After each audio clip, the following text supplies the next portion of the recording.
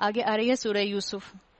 سورہ یوسف، اس میں یوسف علیہ السلام کی زندگی کے اوپر آپ کو کچھ روایات اور باتیں ملتی ہیں.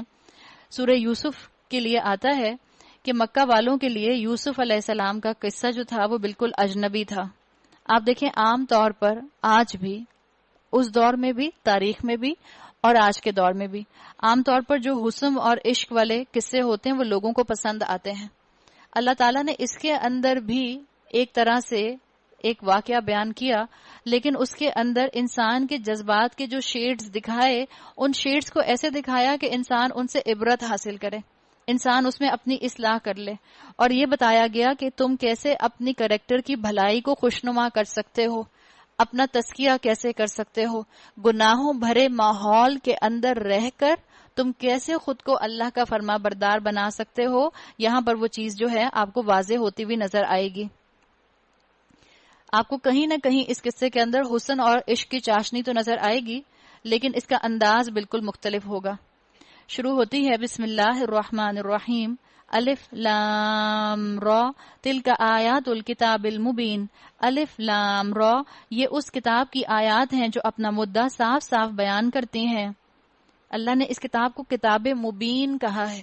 جو لوگ کہیں قرآن پڑھنا بہت مشکل ہے، جو لوگ کہیں عربی سمجھنا بہت مشکل ہے، وہ اس آیت کو نکال کر پڑھ لیں.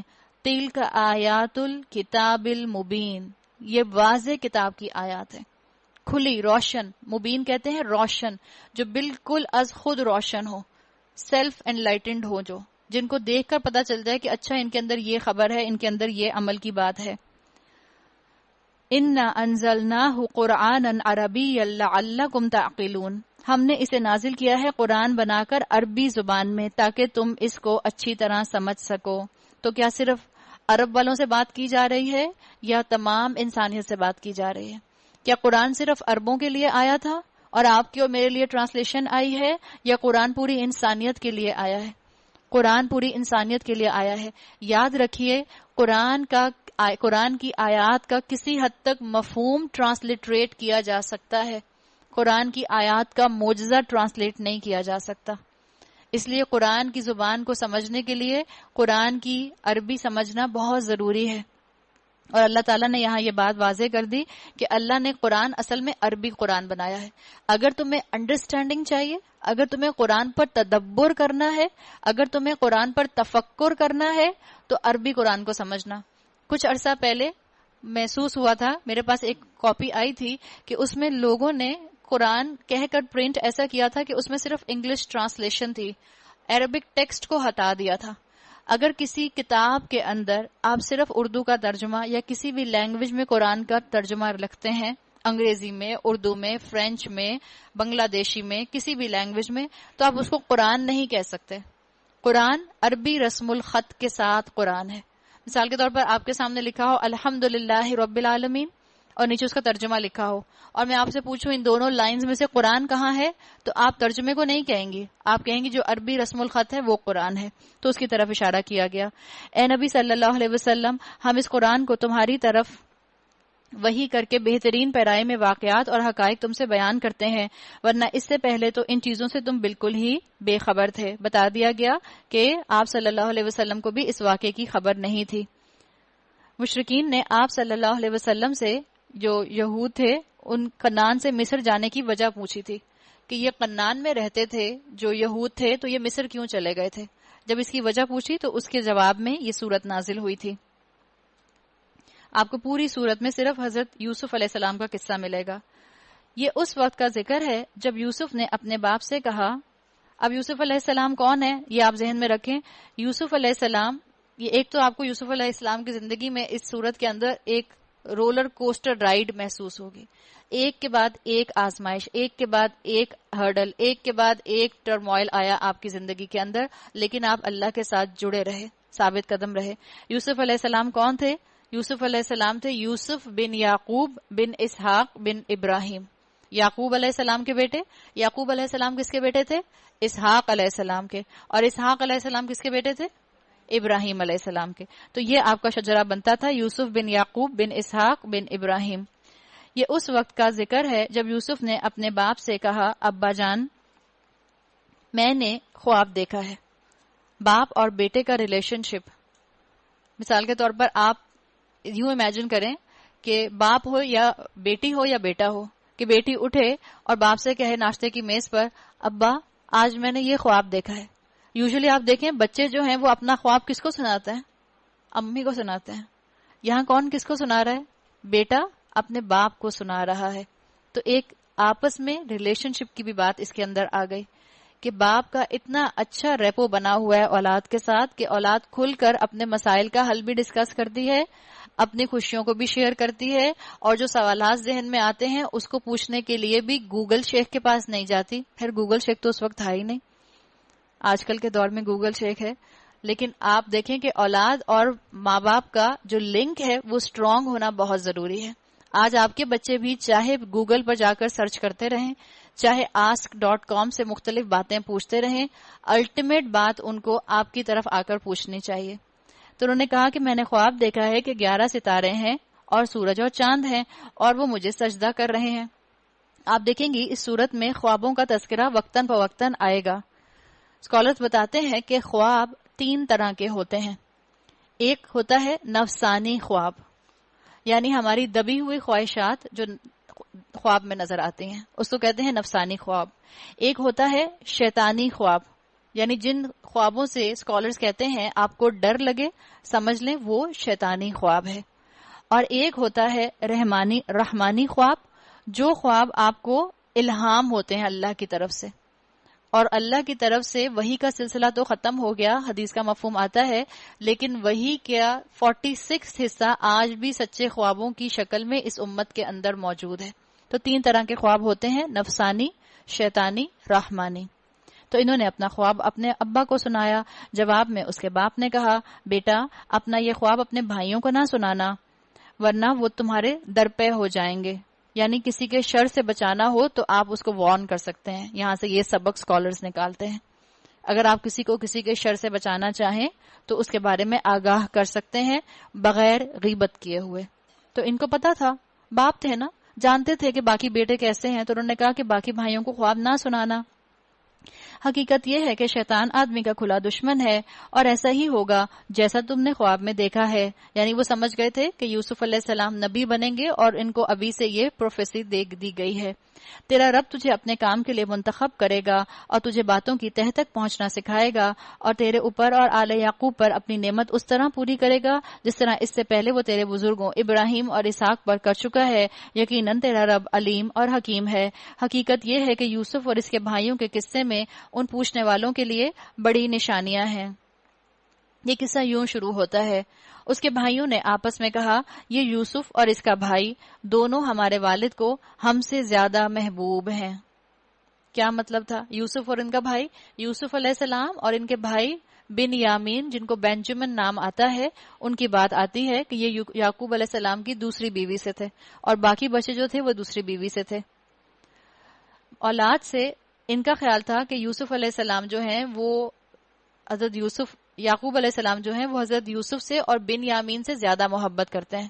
آپ دیکھیں اگر اولاد آپ کے, مثال کے طور پر آپ کے 4 بچے ہیں اور چاروں جو ہیں وہ اپنے اپنے گھروں میں سیٹلڈ ہیں, بہرحال ایک حقیقت ہے, آپ کی انکلینیشن کس کی طرف زیادہ ہوگی؟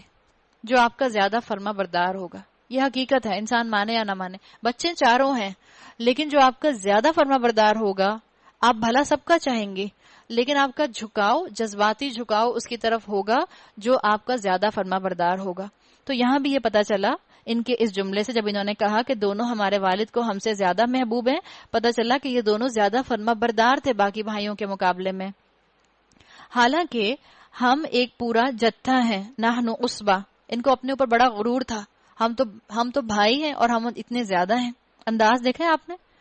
سچی بات یہ ہے کہ ہمارے ابا جان بالکل ہی بہک گئے ہیں. اللہ اکبر. کیسے؟ جیسے بالکل کہا جائے کہ ہی از گون کریزی, اس انداز میں بات کی جائے کہ ابا بالکل بہک گئے ہیں. آپ کو آج کل کے بچوں میں اور ہزاروں سال پرانے بچوں میں کوئی فرق نظر آ رہا ہے؟ کوئی فرق نظر نہیں آ رہا. لوگ کہتے ہیں آج کل بچے بدتمیز ہو گئے ہیں, آج کل بچے ایگوئسٹک ہو گئے ہیں. آپ یاد رکھیں اور ہسٹری اٹھا کر پڑھ لیں, ہسٹری میں بھی بدتمیز بچے اور انسلنٹ بچے اور اسی طرح سے آگے سے بیک آنسر کرنے والے بچے موجود تھے. اب کیا کہا, چلو آئیڈیا دیکھیں کیا آیا. ایسا اللہ نہ کرے ایسا آئیڈیا کبھی ہمارے بچوں میں سے کسی کو آئے. چلو یوسف کو قتل کر دو یا اسے کہیں دور پھینک دو تاکہ تمہارے والد کی توجہ تمہاری ہی طرف ہو جائے. یعنی کیا کر رہے ہیں کہ اب توجہ باپ کی اپنی لینے کے لیے اس کے اوپر لیبل کیا لگا رہے ہیں, کرنا چاہ رہے ہیں قتل یوسف علیہ السلام کو. اور پھر لیبل کیا لگا رہے ہیں, ہم تو اصل میں اپنے ابا کی اٹینشن چاہتے ہیں. لیبل یہ لگا دیا اپنی نیکی کے اوپر, تو اپنے گناہ کے اوپر, تو اپنے گناہ پر اگر ٹائٹل اپنے ابا کی محبت کا لگا دیا تو اس کا مطلب یہ ہرگز نہیں کہ قتل کرنا جو ہے وہ ان کے لیے عبادت بن جائے گا, نیکی بن جائے گا. وہ اپنی جگہ گناہ رہے گا. یہ کام کر لینے کے بعد پھر نیک بن جانا. دیکھا, بس یہ غلطی کر لی ہے نا, اب کر لوں, اس کے بعد معافی مانگ لینا. گناہ آج نیکی کل والی مینٹیلٹی. اس پر ان میں سے ایک بولا, یوسف کو قتل نہ کرو, اگر کچھ کرنا ہی ہے تو کسی اندھے کنویں میں ڈال دو, کوئی آتا جاتا قافلہ اسے نکال کر لے جائے گا. اس قرارداد پر انہوں نے جا کر اپنے باپ سے کہا, یعنی اب آپس میں سب نے اتفاق کر لیا, سب نے اگری کر لیا کہ اچھا وہ یہی کریں گے, قتل نہیں کریں گے, اس کو کہیں ڈال کر آ جائیں گے. چھوٹے تھے یوسف علیہ السلام. ابا جان کیا بات ہے, آپ یوسف کے معاملے پر ہم پر بھروسہ نہیں کرتے, حالانکہ ہم آپ کے سچے خیر خواہ ہیں. جو سچا خیر خواہ ہوتا ہے اس کو بتانے کی ضرورت نہیں پڑتی کہ میں آپ کا سچا خیر خواہ ہوں. آپ کو اپنی زبان سے بولنے کی ضرورت نہیں پڑتی ہے بار بار جا کر اپنے بچوں سے کہنے کی کہ بیٹا میں تم سے محبت کرتی ہوں. پتہ ہے نا تمہیں, آپ نے آخری دفعہ کب جا کے اپنے بچوں سے یہ بات کہی تھی؟ آپ تو نہیں کہتے, اس لیے کہ جو سچا خیر خواہ ہوتا ہے اس کو بتانے کی ضرورت نہیں ہوتی. کل اسے ہمارے ساتھ بھیج دیجئے, ہم کل فرینڈس کے گھر جا رہے ہیں, اس کو ہمارے ساتھ جانے دیں. بالکل ایسی سٹوری بن رہی ہے. کچھ چر چگ لے گا, وہاں جا کے کوئی ویڈیو گیم کھیل لے گا, ہم اپنا کھیلتے رہیں گے, وہ اپنا کھیل لے گا. بالکل ایسا انداز, اور کھیل کود سے بھی دل بہلائے گا. ہم اس کی حفاظت کو موجود ہیں. باپ نے کہا, تمہارا اسے لے جانا مجھے شاک گزرتا ہے, اور مجھے اندیشہ ہے کہ کہیں اسے بھیڑیا نہ پھاڑ کھائے جبکہ تم اس سے غافل ہو. انہوں نے جواب دیا, اگر ہمارے ہوتے ہوئے اسے بھیڑیا نے کھا لیا جبکہ ہم ایک جتھا ہیں, نحن عصبہ, تب تو ہم بڑے ہی نکمے لوگ ہیں. اللہ تعالیٰ نے دیکھیں کیسے ان کے منہوں سے بات نکلوائی, خود ہی نکلوا دی. اور یعقوب علیہ السلام کا معاملہ کیا ہے کہ یعقوب علیہ السلام صرف ان کو سمجھا رہے ہیں, منع نہیں کر رہے. یعقوب علیہ السلام نے ان کو کہا کہ دیکھو بھائی, اگر تم ساتھ لے کے جاؤ گے تو یہ نقصان ہو سکتا ہے. نبی ہیں, لیکن ان کے نبی ہونے نے ان کو عالم الغیب نہیں بنایا کہ انہوں نے بیٹے کو ساتھ نہ جانے دیا. ان کو معلوم تو نہیں تھا کہ حقیقت میں ایسا ہوگا, تو عالم الغیب نہیں ہے. نبی جو ہوتے ہیں وہ بھی, اور والدین بھی جو ہوتے ہیں سب, کیونکہ انسان ہے تو تدبیر کے ساتھ ہی ہوتے ہیں, تقدیر کے ساتھ ہی نہیں ہوتے. تقدیر بنانے والا اللہ ہے. اس طرح اصرار کر کے جب وہ اسے لے گئے اور انہوں نے طے کر لیا کہ اسے ایک اندھے کنویں میں چھوڑ دیں گے, تب ہم نے یوسف کو وحی کی کہ ایک وقت آئے گا جب تو ان لوگوں کو ان کی یہ حرکت جتلائے گا, یا اپنے فعل کے نتائج سے بے خبر ہیں. شام کو وہ روتے پیٹتے. اس سے ایک بات اور پتہ چلتی ہے, ہر رونے والا مظلوم نہیں ہوتا. یاد رکھیں, اگر آپ کے دو بچوں میں لڑائی ہو جائے, ایک بچہ روتا ہوا آپ کے پاس آئے تو کبھی مت سمجھیں کہ یقیناً اسی پر ظلم ہوا ہے. ہو سکتا ہے تھپڑ مار کر وہ آ رہا ہو اور اس کے بعد روتے ہوئے امی کے پاس پہلے پہنچ گیا, تاکہ اماں جو ہیں بغیر سوچے سمجھے جا کر بڑے والے کو ایک لگائیں, اور اس کے بعد بڑے والے بیچارے کو موقع بھی نہ ملے اپنی صفائی میں کچھ کہنے کا. تو یہ پہلے سے روتے پیٹتے اپنے باپ کے پاس آ گئے. اس میں آپ کے اور میرے لیے سبق کیا ہے کہ آپ اور میں کبھی بھی ظاہر سے دھوکہ نہ کھائیں. اور کہا, ابا جان ہم دوڑ کر مقابلہ کرنے میں لگ گئے تھے, یوسف کو ہم نے اپنے سامان کے پاس چھوڑ دیا تھا, اتنے میں بھیڑیا آ کر اسے کھا گیا.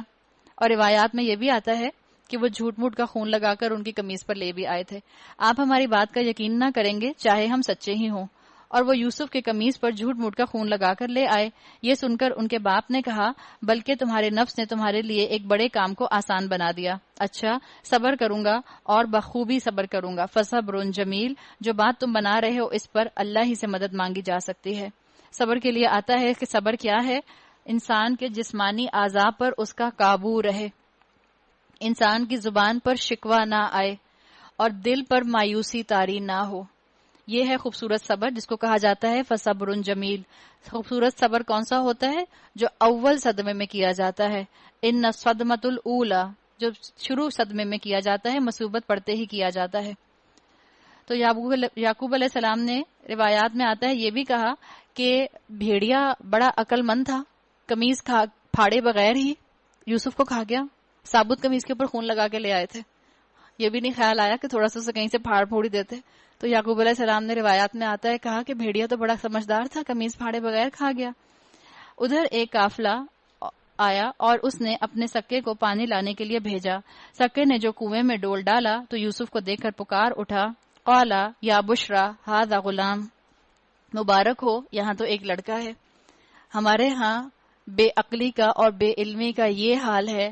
اس آیت کا حصہ قالا یا بشرا ھذا غلام، اس کے بعد ہمارے ہاں یہ وہ نکل پڑی روایت کہ اگر آپ اپنی آخری بیٹی کا نام بشرا رکھ دیں تو اس کے بعد ھذا غلام لڑکا ہوتا ہے. اللہ نے مت مار دی ہے بے علم لوگوں کی. اللہ ہمیں علم حاصل کرنے والا بنائے. ان لوگوں نے اس کو مال تجارت سمجھ کر چھپا لیا. وہی بات جو آپ نے سلیوری کے انڈر پڑھی تھی وہی چیز یہاں امپلیمنٹ ہو رہی ہے کہ اس دور میں بھی اسی طرح سے لوگوں کو اغوا کر کے غلام بنا لیا جاتا تھا. ان کو ایک بچہ ملا جو لاوارث تھا تو انہوں نے اس کو چھپا لیا مال تجارت سمجھ کے، حالانکہ جو کچھ وہ کر رہے تھے اللہ اس سے باخبر تھا. آخرکار انہوں نے تھوڑی سی قیمت پر چند درہموں کے عوض اسے بیچ ڈالا اور وہ اس کی قیمت کے معاملے میں کچھ زیادہ کے امیدوار نہ تھے.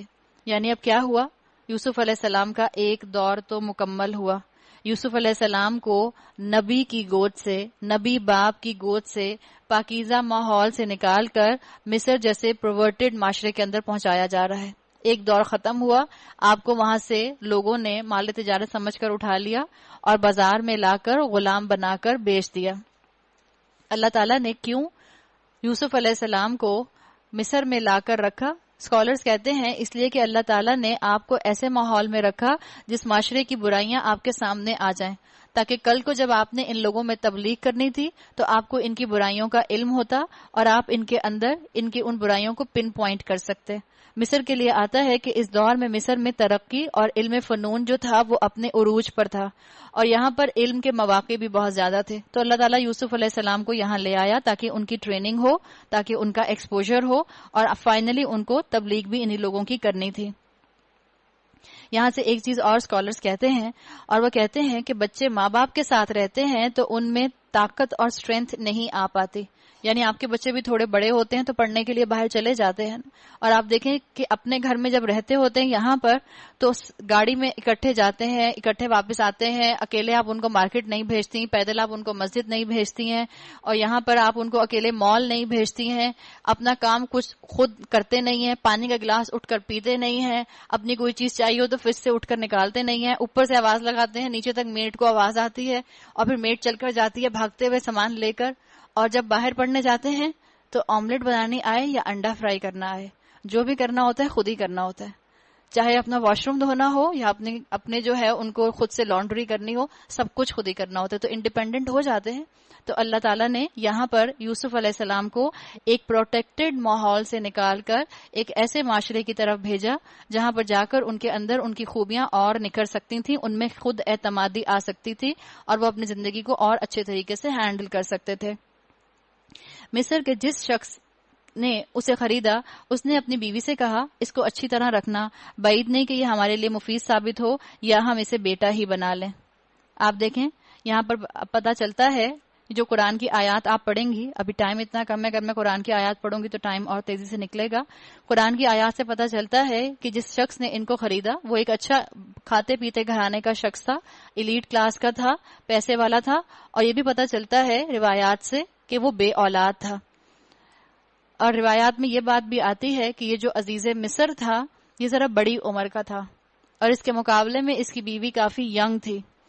تو اس نے، اور یہ بھی چیز روایات میں ملتی ہے کہ جب یہ یوسف علیہ السلام کو راستے میں لے کر آ رہا تھا تو اس نے اس بچے کے اندر کچھ ایکسٹرا آرڈینری کوالٹیز دیکھیں اور اس کو محسوس ہوا کہ یہ نارمل بچہ نہیں ہے، اس کے اندر کچھ زیادہ عقل، کچھ زیادہ میچورٹی ہے. اسی لیے اس نے اپنے بیٹا بنانے کی یوسف علیہ السلام کو بات کی اور صرف غلام بنا کر نہیں رکھا بلکہ اپ گریڈ کیا کہ ہم اسے بیٹا بنا کر رکھیں گے. اور روایات بتاتی ہیں کہ اس نے یوسف علیہ السلام کو ان کا کمرہ بھی، پرائیویٹ کمرہ بھی دے دیا جس میں ان کا اپنا بستر بھی تھا. یعنی اتنی اچھی طرح رکھنے کا اس نے اپنی بیوی کو ان سے کہا کہ ان کو آنر کرے. اس طرح ہم نے یوسف کے لیے اس سرزمین میں قدم جمانے کی صورت نکالی اور اسے معاملہ فہمی کی تعلیم دینے کا انتظام کیا. اللہ اپنا کام کر کے رہتا ہے مگر اکثر لوگ نہیں جانتے. اور جب وہ اپنی پوری جوانی کو پہنچا، یعنی اپنے مینہوڈ کو پہنچے، تو ہم نے اسے قوت فیصلہ اور علم عطا کیا. اس طرح ہم نیک لوگوں کو جزا دیتے ہیں. اللہ نے نبی کی گود سے فتنے کے ماحول میں بھیج دیا. جس عورت کے گھر میں وہ تھا وہ اس پر ڈورے ڈالنے لگی. آپ عربی پڑھیں تو آپ کو جو الفاظ ملتے ہیں وہ آتے ہیں وراودت التی. راودا عربی زبان میں آتا ہے، استعمال ہوتا ہے سلولی کوئی کام کرنے کے لیے، گریجولی کوئی کام کرنے کے لیے. تو یہ اسکالرز بتاتے ہیں کہ جو راودہ یہاں پر آیا ہے اس سے مراد یہ ہے کہ کوئی ایک دفعہ نہیں اس نے اٹیمپٹ کیا، ایک دفعہ سیڈیوس نہیں کیا، بلکہ مختلف ٹائمنگ کے اوپر وہ سیڈیوس کرتی رہی، مختلف ٹائمنگز پر جو ہے وہ ٹرک کرتی رہی، ان کو اپنی طرف اٹریکٹ کراتی رہی. ایک روز دروازے بند کر کے بولی، اور یہ سب کچھ اچانک نہیں ہوا بلکہ گریجولی اس نے یہ کرنے کی کوشش کی. پہلے اس نے یہ کوشش کی کہ جو اس کا ارادہ ہے وہ یوسف علیہ السلام کا ارادہ بھی ہو جائے تاکہ وہ دونوں مل کر یہ غلط کام کریں. قرآن نے اس چیز کو الفاظ میں بیان نہیں کیا ہے، لیکن اس چیز کے اندر، اس زبان کے اندر یہ ساری حقیقت موجود ہے کہ اس نے گریجولی یوسف علیہ السلام کو سیڈیوس کیا، اور وہ گریجولی ان کو ٹیمپٹ کرتی رہی، ان کو ٹریپ کرتی رہی کسی طرح سے یوسف علیہ السلام کی انٹینشن بھی وہی بن جائے جو اس عورت کی ہے. اور ایک دن اس نے یہ کیا کہ سارے دروازے بند کیے، اور اس کے بعد اس نے کہا ہائی تلک. ہائی تلک عربی زبان میں عام طور پر بولے جانے والا جملہ نہیں ہے، یہ بہت ہی سیڈیوس انداز میں بولا جاتا ہے. آ جا، یعنی عورت ٹیمپٹ کر رہی ہے مرد کو، یوزلی جو کہ الٹا معاملہ ہے. آپ نے دیکھا ہے عام زندگی میں کہ عورت اقدام نہیں کرتی ہے بائی نیچر، عورت صرف ٹیمپٹ کرتی ہے اپنی اداؤں سے، ہنٹ دیتی ہے. لیکن اس عورت نے گناہ کی دعوت دی، اور جب اس نے دیکھا کہ یوسف علیہ السلام ٹیمپٹ نہیں ہو رہے ہیں تو اس نے خود ہی ان کو بلا لیا. اور یوسف علیہ السلام کون تھے؟ یوسف علیہ السلام تو خاندانی شخص تھے، نبی کے بیٹے تھے، نبی کے پوتے تھے، خود نبی تھے. یوسف علیہ السلام نے کہا اللہ کی پناہ، میرے رب نے تو مجھے اچھی منزلت بخشی اور میں یہ کام کروں، ایسے ظالم کبھی فلاح نہیں پایا کرتے. یہاں پر ایک سبق اور بھی ہے. جتنا بھی یہاں پر ینگ کراؤڈ بیٹھا ہے، ینگ کراؤڈ کیا، ہم سب کو بھی اس کی ضرورت پڑتی ہے، اس لیے کہ جس فتنے کے ماحول میں آپ اور میں رہتے ہیں، اس فتنے کے ماحول میں بھی ایسی آزمائشیں ہم پر آتی رہتی ہیں. یہ جو انداز ہے نا کہ عورت اقدام نہیں کرتی ہے، لڑکوں کے لیے بھی سبق ہے، لڑکیوں کے لیے بھی. ہم کیونکہ یہاں لڑکے نہیں بیٹھے تو ہم لڑکوں کے اینگل سے بات نہیں کر سکتے، لیکن آپ اپنے بیٹوں کو ضرور سمجھا سکتے ہیں. مثال کے طور پر آپ کا بیٹا کسی بھی جگہ ٹیمپٹ ہو رہا ہے، اسکول میں، یونیورسٹی میں، ورک پلیس پر، مال کے اندر، کسی جگہ پر، کسی پارک میں، کسی جگہ پر، آپ کو اس کو پہلے سے اس چیز کے لیے مینٹلی تیار کرنا ہے. جب سچویشن آئے گی، جب اس کو کیا پتا کہ اس نے اپنے آپ کو کس طرح سے اس کے اندر جو ہے وہ رسپونڈ کرنا ہے. جس طرح آپ مثال کے طور پر آپ کو کوئی فیس بک پر ریکویسٹ بھیج دیتا ہے، آپ اپنے بیٹوں کو بھی یہ بات سمجھا سکتی ہیں، میں بیٹیوں کے اینگل سے بات کر رہی ہوں. آپ کو فیس بک پر کوئی ریکویسٹ بھیج دیتا ہے جو کوئی نامحرم، اور وہ آپ سے کہتا ہے کہ مجھے آپ سے جو ہے وہ فرینڈ شپ کرنی ہے، آپ مجھے اپنے کانٹیکٹ لسٹ میں ایڈ کر لیں. تو کیا ہم زیادہ تر خواتین کیا کرتی ہیں، زیادہ تر بچیاں کیا کرتی ہیں؟ No brother, we don't want this. اس کے کہنے کی بھی ضرورت نہیں ہے، اس لیے کہ جو کہنا ہے یہ بھی ٹائم کو استعمال کرنا ہے اس نامحرم سے گفتگو کرنے میں. اس کو بھی اگنور کر دیں، ایسے کمنٹس کو اگنور کر دیں. یہ کہنے کی بھی ضرورت نہیں ہے میں بات نہیں کرنا چاہتی، اگنور. جب آپ کے پاس رانگ نمبر آتے تھے تب اس کے اوپر آپ لمبی لمبی کہانیاں تھوڑی سناتے تھے، آپ سمپلی کیا کرتے تھے؟ فون بند کر دیتے تھے. اب اگر آپ کو فرینڈ ریکویسٹ آ رہی ہے تو اس میں آپ کو ایک پولائٹ سے جملہ لکھنے کی ضرورت نہیں ہے، نہیں میرے پاس ٹائم نہیں ہے، میں نہیں کر سکتی، نہیں، you know it's not allowed in Islam. اب اتنی بحث کرنے کی ضرورت ہے کہ 2 جملے وہ آپ کو اور لکھ کے بھیجے، اس کے بعد پھر آپ 2 جملوں کا اور جواب دیں، پھر آپ کی طرف سے ایک اور جملہ جائے، تو کیا ہوا؟ شیطان نے تو ٹریپ کر لیا. تو بہتر ہے کہ اپنے آپ کو اس طرح کی کسی بھی طرح کے کمنٹس میں اور جواب دینے میں انوالو نہ کریں.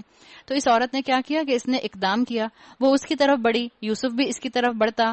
اگر اپنے رب کی برہان نہ دیکھ لیتا، ایسا ہوا تاکہ ہم اس سے بدی اور بے حیائی کو دور کر دیں. در حقیقت وہ ہمارے چنے ہوئے بندوں میں سے تھا. یعنی ایکسٹرا میرٹل افیئر کے لیے تلی بیٹھی تھی یہ عورت، شوہر والی ہوتے ہوئے بھی آپ دیکھیں کیا کر رہی ہے.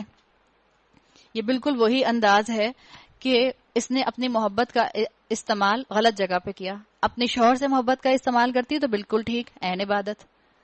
ایک غلام سے کر رہی ہے یا اس لڑکے سے کر رہی ہے جس کو اس کے شوہر نے اپنے گھر میں پناہ دی ہوئی ہے، بالکل غلط. آپ کے شوہر آپ سے محبت کا اظہار کرتے ہیں، عین عبادت. آپ کے شوہر اپنی سیکرٹری سے محبت کا اظہار کرنے لگ جائیں تو عین گناہ. تو اللہ تعالیٰ نے یہاں واضح کر دیا کہ تو عین گناہ کرنے بیٹھی ہوئی تھی. آخرکار یوسف اور وہ آگے پیچھے دروازے کی طرف بھاگے اور اس نے پیچھے سے یوسف کا قمیص کھینچ کر پھاڑ دیا. دروازے پر دونوں نے اس کے شوہر کو موجود پایا. اب دیکھیں کیا سچویشن بن گئی ہے. اب شوہر جو تھا وہ پہلے ہی گھر پہنچ گیا، اس کی میٹنگ جلدی ختم ہو گئی ہوگی، جلدی گھر آ گیا، اس کو پتا نہیں تھا کہ جلدی گھر آئے گا. کہا ہوگا اچھا آپ جلدی گھر آ گئے، پینک نہیں ہوئی. ایسی چالاک عورت ہے. ابھی آ جائے گا کہ عورتوں کی چالیں کتنی سخت ہوتی ہیں. عورتیں ایسے ٹیمپٹ کرتی ہیں مردوں کو، ایسے بے وقوف اور الو بناتی ہیں. وہ کوئی کہتا ہے نا، کسی نے کہا، میرا خیال ہے شاید جو ہماری استاد ہے ہما آپی شاید وہ کہتی تھی کہ انہوں نے سنا ہے کہ جب شوہر اس طرح سے ہو جائیں کہ جو بیویوں کی غلط باتوں پہ ان کو غلط بھی نہ کہیں تو لگتا ہے کہ انہوں نے بیویوں نے شوہر کو الو کا گوشت کھلا دیا. پتہ نہیں محاورہ ہے یا کیا ہے، واللہ عالم. اب اسے دیکھتے ہی یہ اس کی بیوی کہنے لگی، کیا سزا ہے اس شخص کی جو تیرے گھر والی پر نیت خراب کرے. کتنی چلاک ہے، سچویشن ہی بدل دی، پورے کا پورا اس نے معاملہ ہی پلٹ دیا. یہ ہے عورت کی ٹرک. اور اس کو یہ بھی دیکھ لیں آپ کہ یہی فرق ہے لو اور لسٹ کے اندر. اگر محبت ہوتی اس کو تو کبھی ایسی بات نہ کرتی.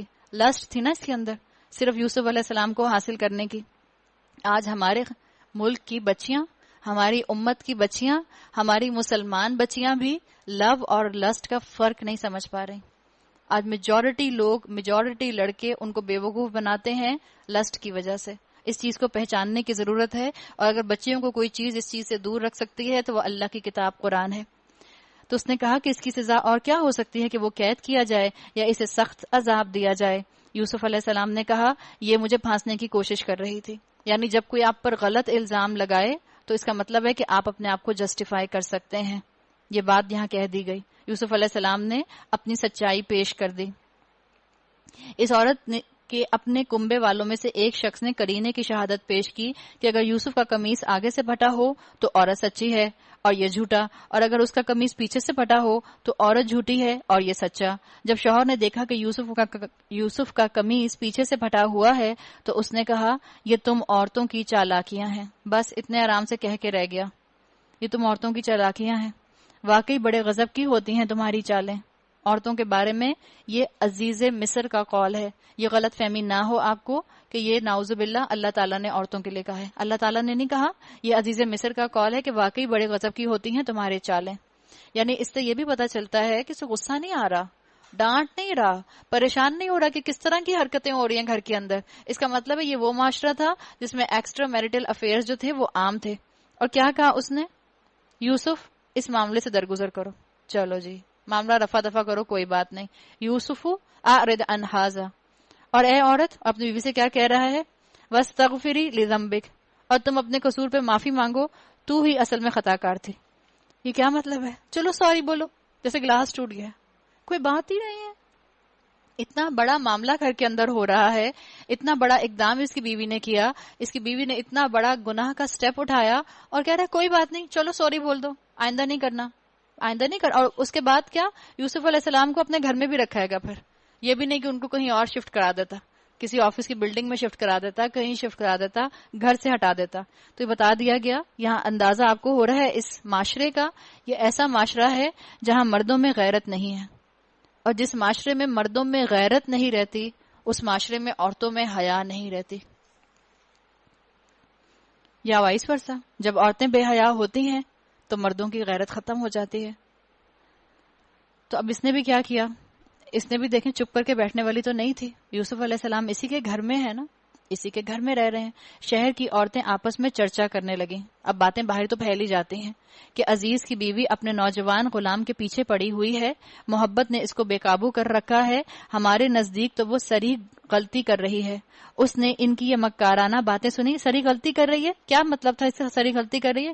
یہ غلطی کر رہی ہے کہ غلام کے پیچھے پڑی ہوئی ہے؟ نہیں، یہ غلطی کر رہی ہے کہ بے وقوف ایک غلام کو نہیں پھنسا سکی. یہ انداز تھا. اس عورت نے، عزیز مصر کی بیوی نے جو ان کی یہ مکارانہ باتیں سنی تو ان کو بلوا بھیج دیا اور ان کے لیے تکیہ دار محفل آراستہ کی اور ضیافت میں ہر ایک کے آگے ایک چھری رکھ دی. شوہر تو بڑا لبرل تھا نا، اپنے اس غلام کو جس کو اس نے بیٹا بنانے کی ٹھانی تھی اپنے ہی گھر میں چھوڑ دیا. اس لیے کہ کیا وجہ تھی؟ کیونکہ نظر یہ آتا ہے اور روایات یہ واضح کرتی ہیں کہ اس معاشرے کے اندر ایکسٹرا میریٹل افیئر عام تھا. لیو اینڈ لیٹ لیو. جب بیوی کو کرنے دے رہا ہے اس کا مطلب ہے خود کسی اور کی بیوی کے ساتھ اٹیچ رہتا ہوگا. اس کو گھر میں ہی رہ دیا. اس کی بیوی نے ایک گیدرنگ ارینج کی, کافی مارننگ ارینج کی, اپنی فرینڈس کو بلایا اور پھر سب کے آگے ایک چھری رکھ دی. پھر عین اس وقت جب وہ پھل کاٹ کر کھا رہی تھیں اس نے یوسف کو اشارہ کیا کہ ان کے سامنے نکل آ. جب ان عورتوں کی نگاہ اس پر پڑی تو وہ دنگ رہ گئیں اور اپنے اپنے ہاتھ کاٹ بیٹھیں اور بے ساختہ پکار اٹھیں, ہاشا للہ, یہ شخص انسان نہیں ہے. غلطی سے ہاتھ نہیں کاٹے تھے, یہ بات ذہن میں رکھیں. ہمارے ہاں غلط روایات مشہور ہیں کہ ان عورتوں نے اپنے ہاتھ حضرت یوسف کے حسن کی وجہ سے کاٹ لیے تھے. ایسا نہیں تھا. اگر ایسا ہوتا تو ایک دو کے کٹتے. سب نے کاٹے تھے اس لیے کہ سب نے یہ چاہا تھا کہ ہاتھ کٹیں, خون نکلے اور یوسف علیہ السلام پھر بینڈیج کرنے کے لیے آگے آ جائیں, ان کی مدد کریں. یہ تھا ان کا اخلاقی زوال. کوئی کسر نہیں چھوڑی تھی انہوں نے. یہ تو کوئی بزرگ فرشتہ ہے. عزیز کی بیوی نے کہا, دیکھ لیا, یہ ہے وہ شخص جس کے معاملے میں تم مجھ پر باتیں بناتی تھیں. بے شک میں نے اسے رجھانے کی کوشش کی تھی مگر یہ بچ نکلا. تو یہاں بتا دیا گیا کہ عورتیں اگر ان کی جو ہے وہ مینٹلی اور سوشلی فزیکلی ان کو ریلیکس نہ رکھا جائے تو وہ عورتیں اس طرح کے گناہوں میں انوالو ہوتی ہیں. آپ یاد رکھیں ان کے شوہر یقیناً ان کی ضروریات پوری نہیں کرتے ہوں گے. ان کی سیکشول ریلیشن شپس جو تھیں وہ اچھی نہیں ہوتی ہوں گی. یہ کام انسان کب کرتا ہے؟ جب انسان کی یہ ضروریات پوری نہیں ہو رہی ہوتی. بھوک لگی ہو, بھوک اتنی بھوک کہ آپ نے صبح سے کچھ نہیں کھایا, کھانے میں آپ کو دال میں ملے تو آپ کھائے جاتے ہیں نا شوق سے. تو بالکل یہاں بھی یہی معاملہ ہے کہ یہاں پر بھی معاملہ ایسا تھا کہ یہ سب معاشرہ مٹیریلسٹک ہو چکا تھا. بے شک میں نے اسے رجھانے کی کوشش کی تھی مگر یہ بچ نکلا. اگر یہ میرا کہنا نہ مانے گا تو قید کیا جائے گا اور بہت ذلیل و خوار ہوگا. یوسف نے کہا, اے میرے رب, قید مجھے منظور ہے بنسبت اس کے کہ میں یہ کام کروں جو یہ لوگ مجھ سے چاہتے ہیں. اب سنیں, اور اگر تو نے ان کی چالوں کو مجھ سے نہ دفع کیا تو میں ان کے دام میں پھنس جاؤں گا. یہ ایک ینگ یوتھ کا کام ہے کہ اللہ تعالیٰ ہماری یوتھ کے اندر ایسا ایمان داخل کر دے کہ وہ اپنے آپ کو اس طرح کی بے حیائی کی چیزوں سے دور کر سکیں اور جاہلوں میں شامل ہو کر رہوں گا. اس کے رب نے اس کی دعا قبول کی اور ان عورتوں کی چالیں اس سے دفع کر دیں. بے شک وہی ہے جو سب کی سنتا اور سب کچھ جانتا ہے. پھر ان لوگوں کو یہ سوجی کہ ایک مدت کے لیے اسے قید کر دیں, حالانکہ وہ اس کی پاپ دامنی اور خود اپنی عورتوں کے برے اطوار کی صریح نشانیاں دیکھ چکے تھے. تو اب دوسرا دور یوسف علیہ السلام کا شروع ہوگا جب ان کو عزیز مصر نے اپنی بیوی کے کہنے پر قید خانے میں ڈلوا دیا. اللہ تعالیٰ مجھے اور آپ کو اور ہمارے خاندان کے تمام نوجوانوں کو بے حیائی سے بچنے کی توفیق عطا فرمائے اور ہمیں اس ماحول کے فتنے سے اپنے آپ کو محفوظ رکھنے کی توفیق عطا فرمائے. اللہ ہم سب کو ایمان پر قائم رکھے اور اللہ ہمیں جو تاریخ کے واقعات ہیں ان سے بہترین طریقے سے عبرت لینے والا بنائے. بارک اللہ لی ولکم فی القرآن الحکیم ونفعنی وایاکم بآیاتی وذکر الحکیم. سبحانک اللہم وبحمدک نشہد ان لا الہ الا انت نستغفرک ونتوب الیک. السلام علیکم ورحمۃ اللہ وبرکاتہ.